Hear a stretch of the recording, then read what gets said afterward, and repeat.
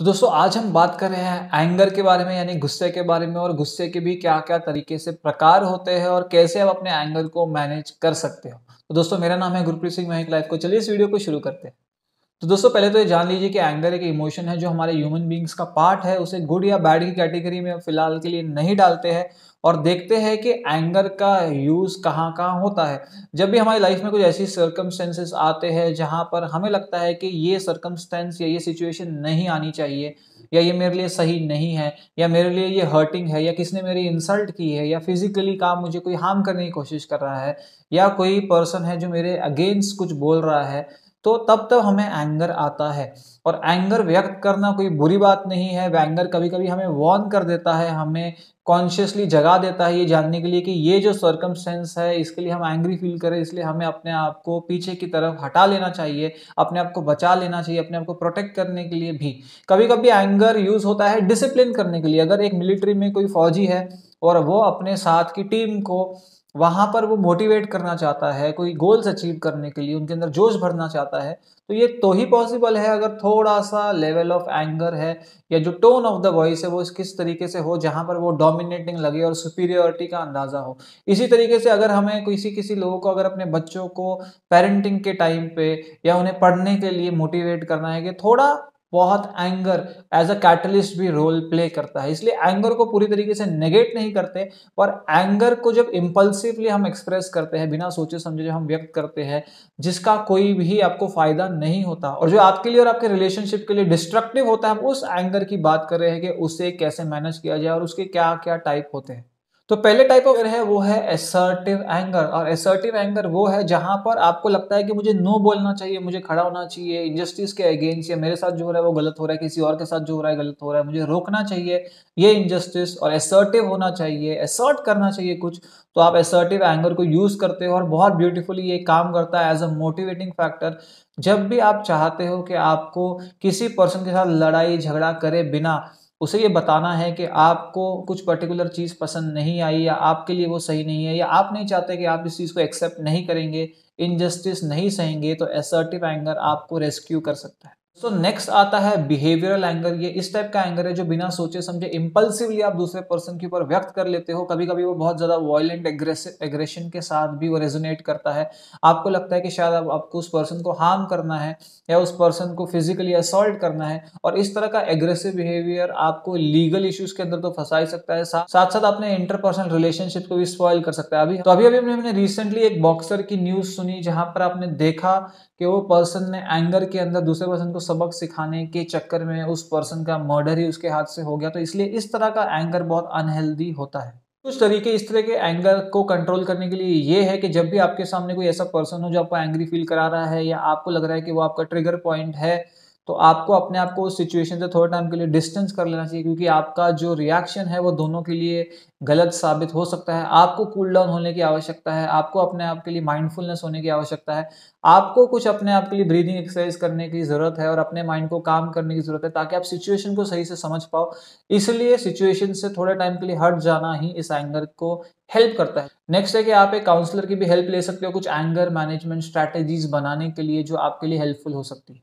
दोस्तों तीसरे टाइप का एंगर है क्रॉनिक एंगर, जहां पे कंटिन्यूसली आपके अंदर आप एंग्री फील कर रहे हो किसी पर्सन से रिलेटेड, किसी सर्कमस्टेंस से रिलेटेड या आपकी लाइफ से रिलेटेड और आपको कंटिन्यूसली इरिटेबिलिटी हो रही है, फ्रस्ट्रेशन हो रहा है, कंटिन्यूस अंदर रिजेंटमेंट की फीलिंग चलती जा रही है और आप हर एक पर्सन पे, आसपास के लोगों पे, सर्कमस्टेंसेस के ऊपर आप एंग्री होते रहते हो बिना मतलब कि अपने आप के ऊपर भी आप एंगर इंटरनलाइज करते हो और इस तरह का एंगर बहुत ज्यादा सेल्फ डिस्ट्रक्टिव होता है नेचर में। इस तरह के एंगर से बचने के लिए जरूरी है कि आप अपने एंगर के रूट कॉज का पता लगाए कि क्या वो आपके हेल्थ इश्यूज की वजह से, क्या आप आपके फाइनेंशियल इश्यूज की वजह से एंग्री हो, क्या आपके रिलेशनशिप की वजह से, पेरेंटिंग की वजह से या कोई और एडिशनल चीज़ है आपके वर्क प्लेस की वजह से। और आपका जो रूट कॉज है जब तक आप उसको केटर नहीं करोगे आप अंदर से कंटिन्यूसली एंग्री फील करते रहोगे। फिफ्थ टाइप ऑफ एंगर है जो है ओवरवेल्म्ड एंगर, जहां पर आपने बहुत ज्यादा कुछ लाइफ से एक्सपेक्ट किया था, रिलेशनशिप से एक्सपेक्ट किया था, जॉब से एक्सपेक्ट किया था, वो आपको नहीं मिला, बहुत ज्यादा डिसअपॉइंटमेंट में और आपको लग रहा है मेरे साथ ऐसा क्यों हो गया, नहीं होना चाहिए था, बहुत ज्यादा इनजस्टिस हुई, आप कंटिन्यूसली इंटरनलाइज कर रहे हो इशू को, पर्सनली ले रहे हो इस सारे इशू को, और इसलिए ये जो एंगर है वो रोकना आपके लिए बहुत ज़्यादा डिफिकल्ट हो जाता है। इस तरह के एंगर को इमीडिएट अटेंशन की रिक्वायरमेंट है किसी काउंसलर या थेरेपिस्ट के थ्रू, इसलिए बिल्कुल भी इसे नज़रअंदाज मत करिए।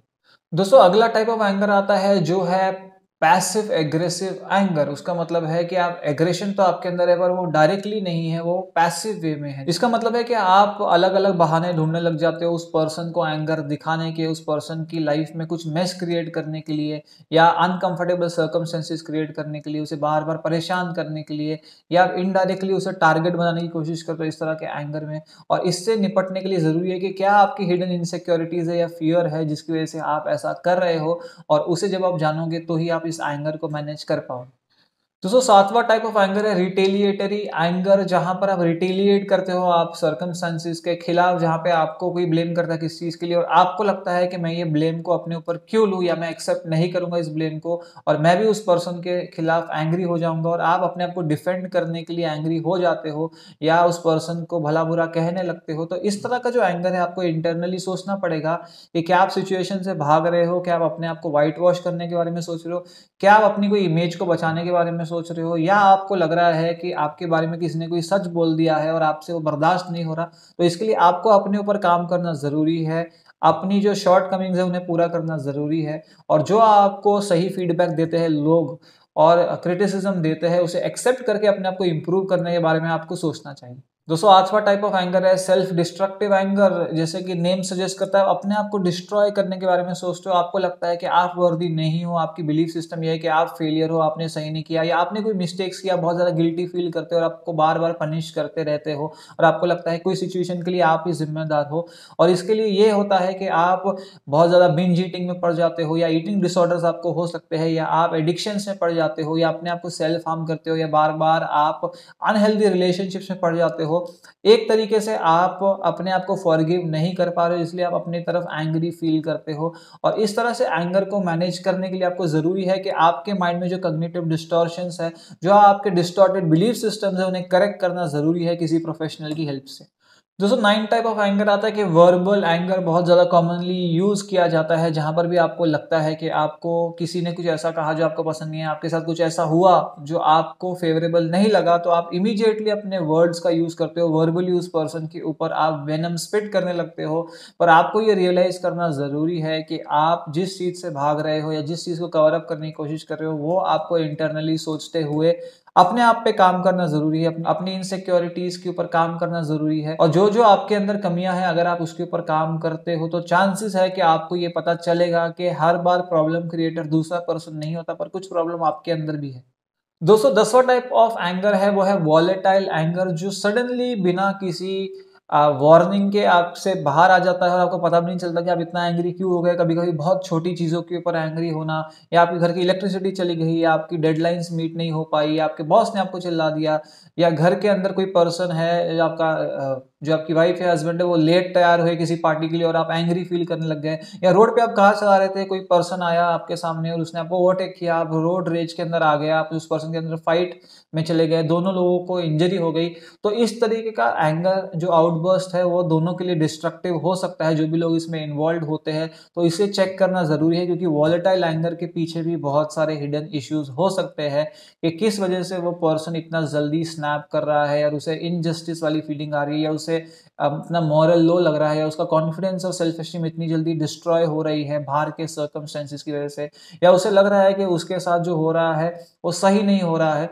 इसलिए वॉलेटाइल एंगर के ऊपर भी आपको काम करना चाहिए किसी प्रोफेशनल की हेल्प लेते हुए। तो दोस्तों ये थे कुछ टाइप्स ऑफ एंगर जहां पे हम अपने अंदर के डिसप्लेजर को व्यक्त करने की कोशिश करते हैं। दोस्तों एंगर गुड या बैड नहीं होता, पर इसे जो व्यक्त करने के तरीके हैं, उसे एक्सप्रेस करने के जो तरीके हैं, उसके ऊपर अमेंडमेंट्स करना या उसके बारे में सीखना बहुत ज्यादा जरूरी है। इसलिए आज ही प्रोफेशनल की हेल्प लीजिए, कोच, काउंसलर, साइकेट्रिस्ट, साइकोलॉजिस्ट को मिलिए और एंगर मैनेजमेंट टेक्निक जरूर सीखिए। दोस्तों ये वीडियो तो इतनी, अगर आपको वीडियो पसंद आया लाइक करिए, कमेंट करिए, शेयर करिए, सब्सक्राइब करिए चैनल को, और देखते रहिए लाइफ कोच।